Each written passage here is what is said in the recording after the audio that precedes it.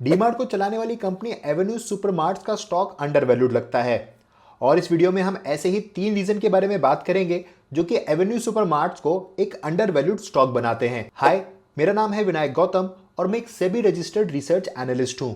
और अपनी वीडियोस के जरिए मैं ये बताता हूं कि स्टॉक मार्केट में कब, कैसे और कितना इन्वेस्ट करना चाहिए। तो अगर आपने अभी तक हमारे YouTube चैनल को सब्सक्राइब नहीं किया है तो वाइजबुल को अभी सब्सक्राइब करें और बेल आइकन को दबाना ना भूलें।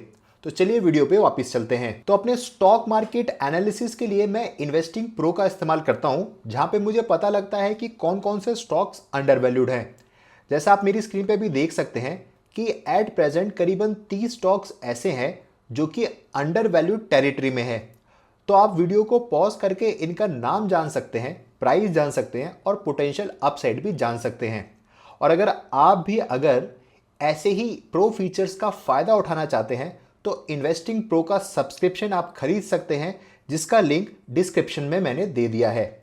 तो चलिए एवेन्यू सुपरमार्ट्स पे फोकस रखते हैं। एवेन्यू सुपरमार्ट्स का 9 मई को क्लोजिंग था 3,973 रुपीज़, जिसके अंदर हमारे को 23% का अपसाइड दिखता है, जहां से इसका फेयर प्राइस निकल के आता है 4,889 रुपीज़।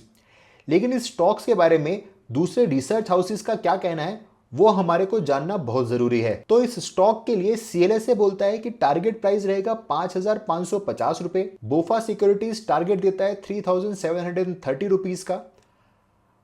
यूबीएस सिक्योरिटीज का कहना है कि इसका ये स्टॉक 4,900 पे जाएगा, जहां पे सिटी का कहना है कि ये स्टॉक 3,250 पे जाएगा। गोल्डमैन सैक्स ने सेल रेटिंग दी है और इस स्टॉक को 3,400 पे टारगेट दिया है। वहीं पे बर्नस्टीन एसोसी जनरल ग्रुप ने इस स्टॉक का टारगेट प्राइस 5,200 दिया है। तो डिफरेंट रिसर्च हाउसेज ने इस स्टॉक को लेके डिफरेंट टाइप की बाय और सेल रेटिंग दी है। लेकिन हमारे को उससे ज़्यादा इंपॉर्टेंट है इसके फंडामेंटल्स के बारे में जानना कि एक्चुअल में ये स्टॉक कैसा परफॉर्म कर रहा है, इसकी कंपनी किस तरीके से परफॉर्म कर रही है। तो उसके लिए हमारे को इस कंपनी के फाइनेंशियल्स देखने पड़ेंगे। अभी प्रेजेंटली हम इस कंपनी के फाइनेंशियल्स में इनकम स्टेटमेंट देख रहे हैं, जिस इनकम स्टेटमेंट में हमारे को कंसिस्टेंटली ग्रोथ नज़र आ रही है, जहाँ पे रेवेन्यू के अंदर भी ग्रोथ है और ग्रॉस प्रॉफिट के अंदर भी कंसिस्टेंट ग्रोथ नज़र आ रही है। यहाँ पे सिर्फ एक चीज़ जो ध्यान रखने वाली है वो ये है कि 2024-25 के कंपैरिजन में इनका जो टोटल रेवेन्यू ग्रोथ है वो 18% से गिर के सिर्फ 16% पे रह गया है। बाकी ऐसा कोई मेजर रेड फ्लैग नहीं है जो कि इनकम स्टेटमेंट में नज़र आए।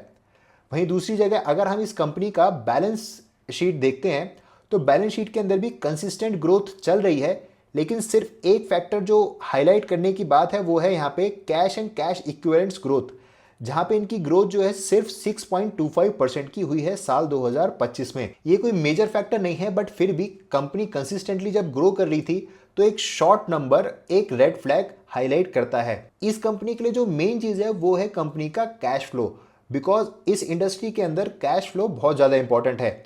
जहाँ पे एक रेड फ्लैग हमारे को नज़र आता है वो है कैश फ्रॉम ऑपरेटिंग ग्रोथ, जो कि 2025 में इस कंपनी की -10.3% हुई है, यानी कि डी ग्रोथ हुई है। कैश जो कि ऑपरेशंस ग्रोथ से आती है वो 10% डिक्लाइन दिखा रहा है, जो कि हमारे को नज़र में रखना है। यही फैक्टर है जिस वजह से डिफरेंट रिसर्च हाउसेज ने इसको सेल की रेटिंग दी है। ओवरऑल देखा जाए तो ये स्टॉक फंडामेंटली गुड है, अच्छी तरीके से परफॉर्म कर रहा है, लेकिन सिर्फ इसकी कैश जो ऑपरेशन ग्रोथ से आती है उसके अंदर नेगेटिव ग्रोथ रही है। साथ ही में हमारे को ये भी देखना है कि इसकी फाइनेंशियल रेशोज इंडस्ट्री स्टैंडर्ड्स के हिसाब से कैसा परफॉर्म कर रही हैं। हालांकि इस स्टॉक का पीई रेशो इंडस्ट्री स्टैंडर्ड से काफ़ी कम है और प्राइस टू सेल्स रेशो भी काफ़ी कम है, जो कि इसको अंडर वैल्यूड बनाती हैं। लेकिन यहाँ पे एक चीज़ और जो नज़र में रखनी है वो है price to free cash flow, जो कि इंडस्ट्री स्टैंडर्ड के हिसाब से इसका नेगेटिव में चल रहा है। बाकी जगह हम देखें तो इसके gross margins, operating margins, net profit margins वो सब या तो इंडस्ट्री स्टैंडर्ड के बराबर हैं या फिर उसको ऑलमोस्ट कैचअप करने पे रुके हुए हैं। वहीं पे रेवेन्यू पर शेयर भी इसका इंडस्ट्री स्टैंडर्ड से ज़्यादा है, जहाँ पे रेवेन्यू पर शेयर इंडस्ट्री 802 रुपये का बनाती है, वहीं पे इसका स्टॉक 912 रुपये का बनाता है, जो कि हमें बताता है कि इस स्टॉक के अंदर काफ़ी हाई पोटेंशियल है ग्रोथ का। अब अगर देखें कि इसके कौन से मेजर फैक्टर्स हैं जिस वजह से ये स्टॉक अंडर परफॉर्म कर रहा है और अंडर वैल्यूड है, वो ये ध्यान में रखना है कि इस स्टॉक का बिजनेस मॉडल स्ट्रांग है, इसकी हाई ऑपरेशनल एफिशिएंसी है, साथ में इनके इंडस्ट्री इबिट्टा मार्जिन्स जो हैं वो इंडस्ट्री में काफ़ी अच्छे चल रहे हैं।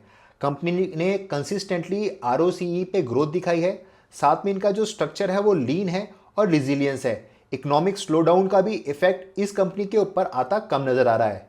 दूसरी बात ये कि यहाँ पे इस कंपनी के पास 415 स्टोर हैं जो कि टीयर 1 सिटी के अंदर ऑपरेट करते हैं, और इनके पास अभी भी एक्सपेंशन के लिए टीयर 2 और टीयर 3 बाकी हैं।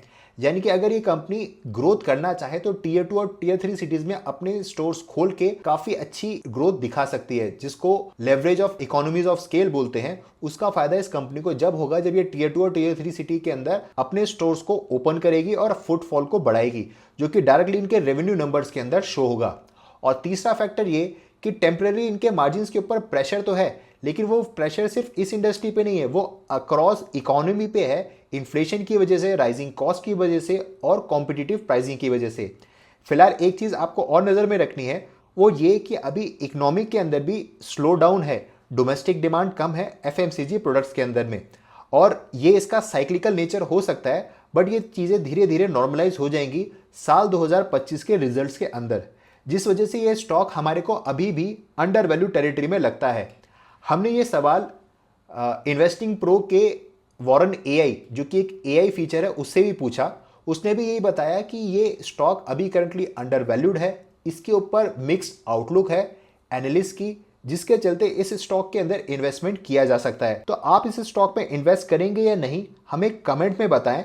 और अगर आप भी इन्वेस्टिंग प्रो के ऐसे फीचर्स का आनंद उठाना चाहते हैं जिसके अंदर आपको एआई से पता लगे कि कौन से स्टॉक को बाय करना चाहिए, सेल करना चाहिए, उसके फंडामेंटल्स कैसे हैं, वो इंडस्ट्री में कैसा परफॉर्म कर रहा है, क्या उसको खरीदना चाहिए या नहीं खरीदना चाहिए, तो आप भी इन्वेस्टिंग प्रो का सब्सक्रिप्शन बाय कर सकते हैं, जिसका लिंक मैंने डिस्क्रिप्शन में दिया है। तो चलिए मिलते हैं अगली वीडियो में।